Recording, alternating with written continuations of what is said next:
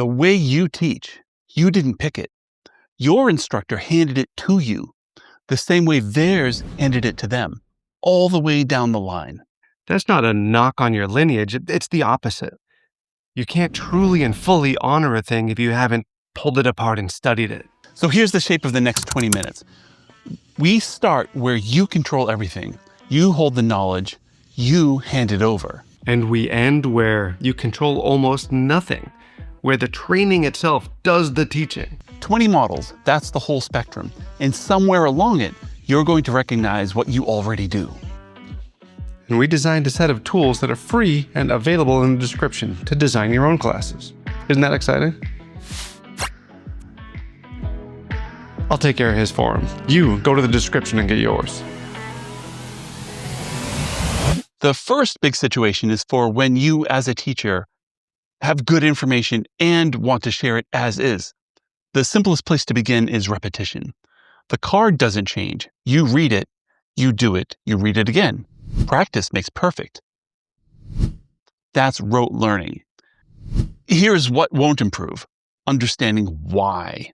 Repetition builds the motion. It doesn't explain it clearly.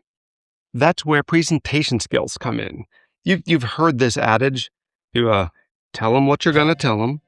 Tell them what you told them. That model is direct instruction. And it works, so try it in a class. Just beware.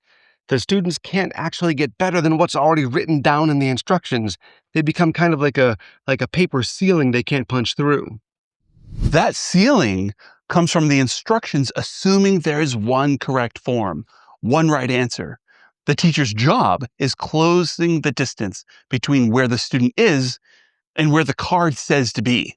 There's one right way, step by step. It's written here. That's linear pedagogy.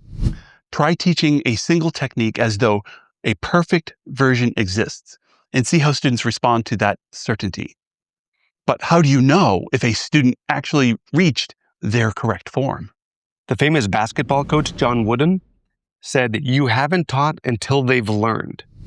So how do you know when they've learned? Well, the answer is you need sort of a checkbox to go through, and the teaching word for that is a rubric. Now, the Bujinkan was very specific about their rubrics. If you want mine that I use now, put the word rubric down in the comments below, and we'll know to make a video about that. In this model, a student needs to check all those boxes appropriately before they can move forward. It does mean that everybody can learn something because you've got a pattern for it. That's called mastery learning. And I love the idea of chasing mastery for a student or for many students. So what's the trap? Well, you've got to use some of your own wisdom here intentionally, because sometimes chasing mastery at one thing means missing progress on many things. And mastery sometimes assumes that a student can get there on their own power. Well, some still need your guidance. Some students need help reaching the next box. So you circle the hardest parts. You highlight what to focus on. Temporary marks that guide without deciding. What a student can do with help today, they can do alone tomorrow. That's scaffolding. Try adding one deliberate support structure to a technique you've been teaching and watch how quickly students catch up. Now ask the harder question. When do you take it away? And then the part that honestly most teachers skip. You've got to take the instructions away. So you read them first, and then you read them together, or you do them together. And then they read the instructions or do the thing while you watch. And then finally, you can just put the instructions away. It's I do, we do, maybe you do with some supervision, and then you do it alone. And that model is the gradual release of responsibility. Now, I don't know if he did it intentionally, but Manaka-sensei, a military officer, so this makes sense, had the discipline to apply this model regularly. He even told brand new people, don't practice by yourself yet, because he didn't want them to ingrain bad habits without that shared guidance. But not every student is ready to put the card down at the same time. Some need it longer, some never needed it. You start making different cards for different students. Meet them where they are. That's differentiated instruction. For 1 week, teach the same technique 3 different ways in the same class. See which students find their way and which ones needs something else. So stop for a second. If even one of those made you think, I already do that, well, that's kind of the point. You didn't learn that model today. You've been running it for maybe years, but you never had a name for it. Every model so far puts one person in charge of the knowledge, you. That works until the day the student needs to find something you can't hand them. Teaching skills start getting more advanced, and control needs to shift. Drop in the comments which model hits you the hardest. Not the one you liked, the one that made you see something you can do better. That's what somebody else needs right now. They're where you were 5 minutes ago. Now, to give just the right amount of challenge, you've got to see where that student is exactly at that time. Because if you give too little challenge to where they can already get, well, they're not going to grow. If you give so much challenge that they just can't do it yet, well, they're not going to grow. There's a sweet spot in the middle between what they can do right now and what they can do with some help. That is the zone of proximal development. And that's what you're aiming for. Just know this, that maintaining that zone requires like Zen-like effort on your part and concentration. That's because if you teach that zone that you taught them about, well, in not very long time from now, that's not who they are anymore. So you're going to be teaching a ghost of some student that used to be in that zone, and you missed them.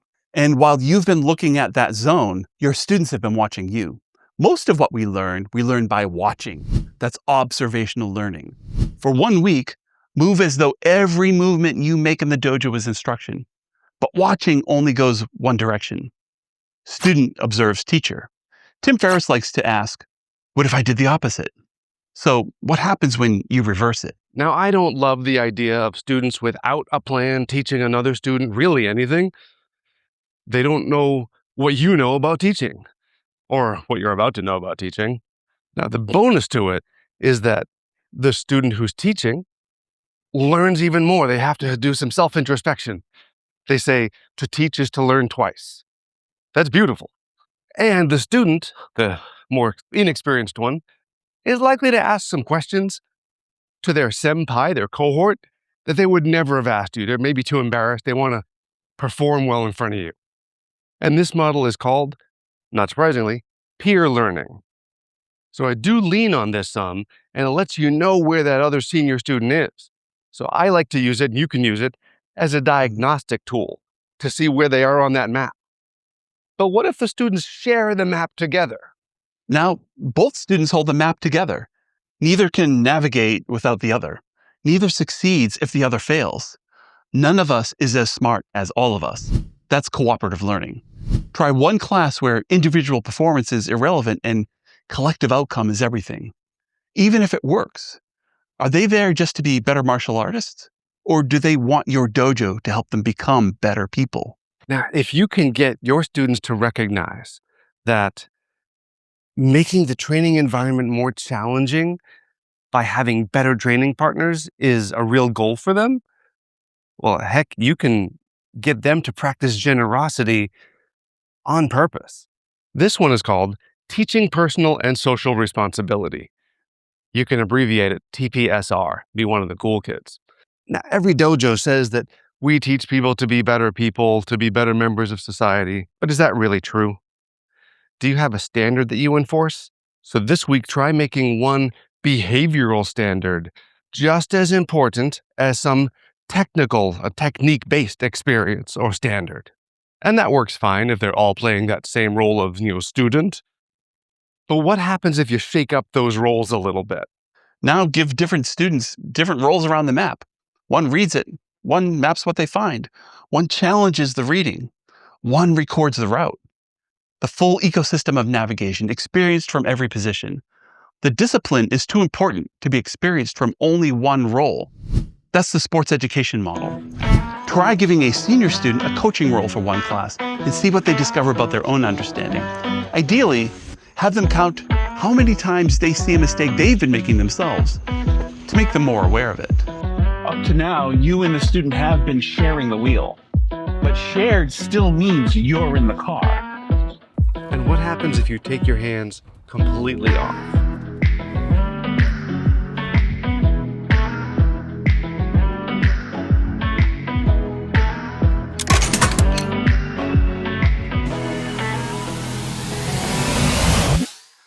So what if the students built that understanding themselves from what they already know? Not receiving the knowledge, but assembling it, page by page from their existing materials. Now, to understand is to invent in this case. That's called constructivism. And I love what it does for building a sense of ownership. The catch is when a student constructs a low quality model, well, their sense of effort can make it harder to fix later. So it takes more effort on your part to diligently watch before they make that confident wrong turn. And they build that wrong turn from thinking, well, what if the lesson came from doing?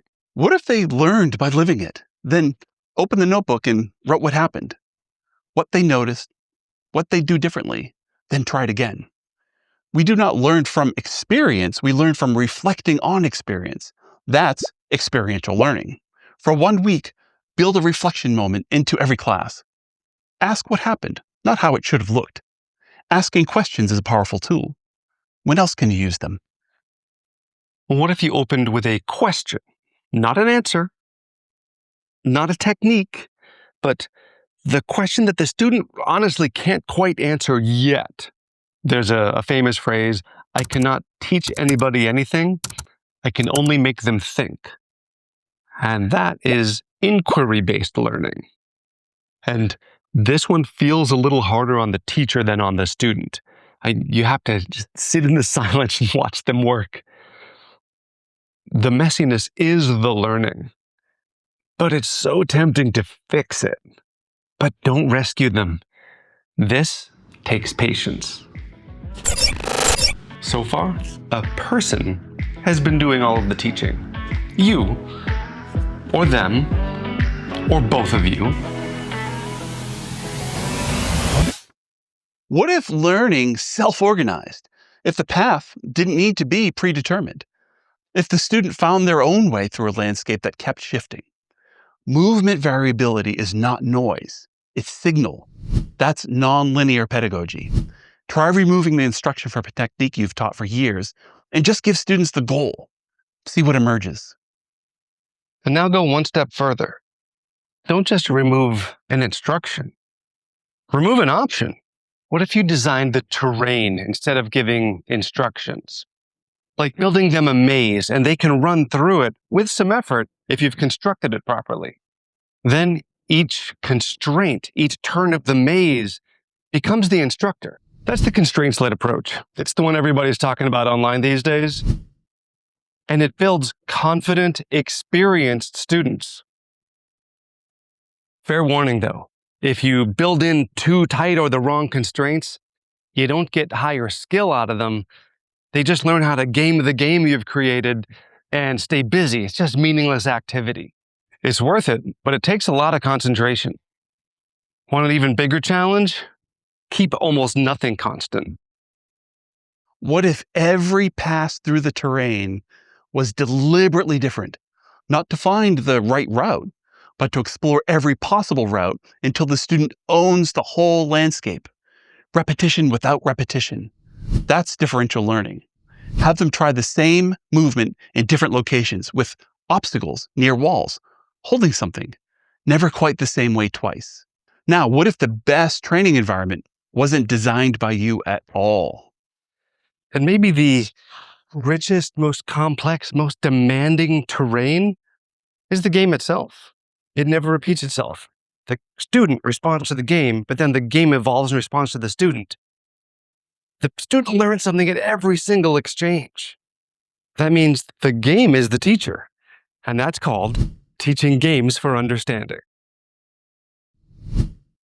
But here's the catch. Done wrong, that's just chaos. Wearing a gi. That kind of free exchange only builds skill when the student has something to test inside of it. Really, that's why randori gets sort of underutilized. Without the proper planning in place, You just get chaos or injuries.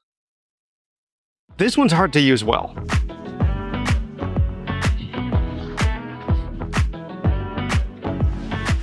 That's 20 educational models that work for traditional martial arts. And you don't have to pick just one. Heck, you probably already use several. We built you a prompt to use on your own AI platform.